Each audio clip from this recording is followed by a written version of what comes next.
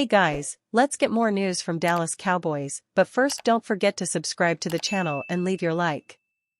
Former Dallas Cowboys head coach bluntly brings up one negative in Dan Quinn's coaching style. Former Dallas Cowboys head coach Dave Campo seems to think that Dan Quinn was a little bit too friendly with his players during the latter's time with Dallas, hat tip blogging the boys. I know Dan Quinn very well.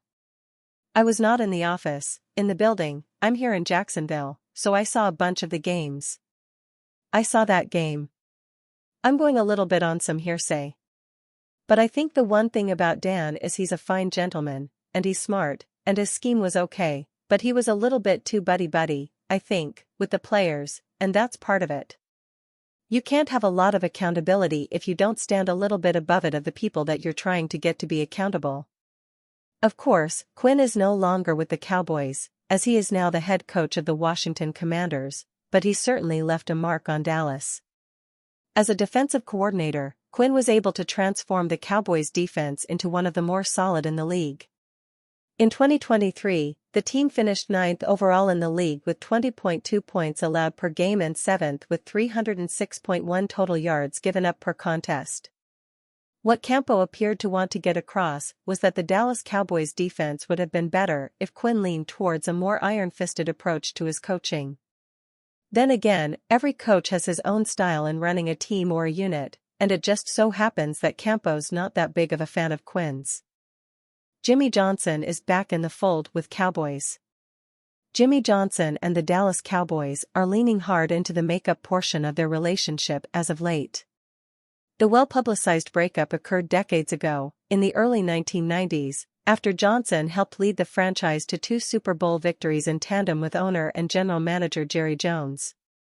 In 2023, the long-standing rift was closed when Jones inducted Johnson into the team's coveted Ring of Honor at halftime of the Week 17 contest against the Detroit Lions. The two continually contend there were no hard feelings, and whether that's completely true or simply the sound of a hatchet being buried, the fact is they're now on speaking terms. Well, to say they're simply on speaking terms might be an understatement, per Johnson. Since the Ring of Honor, I am on his Jerry Jones advisory board now, Johnson said, possibly with a bit of a jest regarding having an actual title, to Joe Rose on WQAM 560 AM in Miami. Granted, Johnson was enjoying a hefty chuckle while saying that, but the underlying point regarding the mended relationship hits home, and it's clear Johnson and Jones are also indeed back to talking football, the former willing to again lend advice to the Cowboys. We were talking on the phone about an hour after his Green Bay loss, and he was talking about what all he needed to do because he had big decisions on Mike McCarthy and Dan Quinn and Dak Prescott, Johnson added. Everything is hunky-dory now. I am back in the fold with the Cowboys. It's unlikely you'll get confirmation that Johnson is officially back in the organization in any capacity when factoring in his contractual commitment to broadcasting, but nothing says he can't offer up a listening ear and his opinions of the team to an old buddy of his in Jones. It felt like an inevitable next step in their evolution after hearing Johnson's pre-ceremony comments on the Cowboys owner. The two of us were working around the clock, together, he said of Jones in their dynasty years together. People don't realize the relationship we have. Back then, Jerry and I talked every day. Every single day I'd be in his office. And we never really had a disagreement, and that's surprising to a lot of people, but we were always on the same page.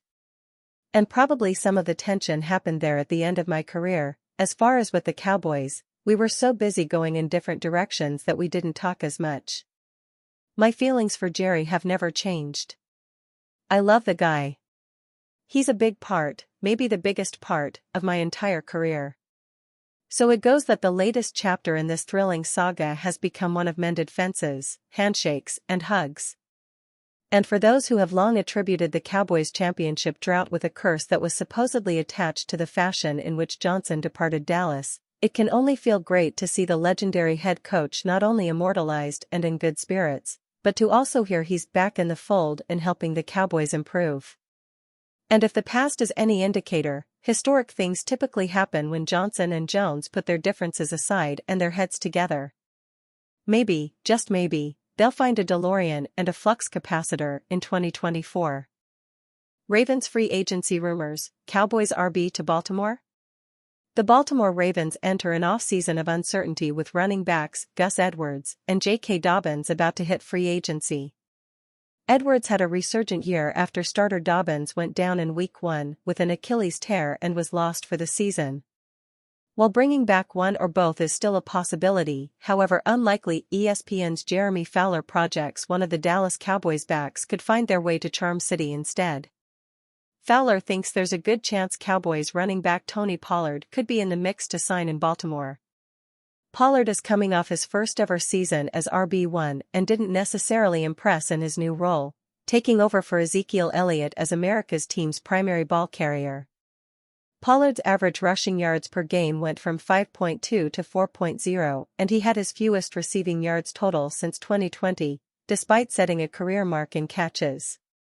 It shows how differently Dallas utilized him as a primary back. Pollard still hit 1,000 yards rushing in a down season. That says something. But he's still a big play threat and he still has speed. I think he can still be a dangerous offensive weapon if used correctly in an offense. Pollard is still young, too, at just 27.